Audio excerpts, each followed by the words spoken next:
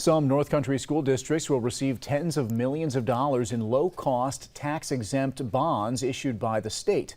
It's through the state's dormitory authority. The bonds aim to provide permanent, long-term, fixed-rate financing for schools to refinance short-term debt, which was already approved by voters in the districts. The districts benefiting from this program include Alexandria Central, Carthage, Herman DeKalb, Indian River, and Messina.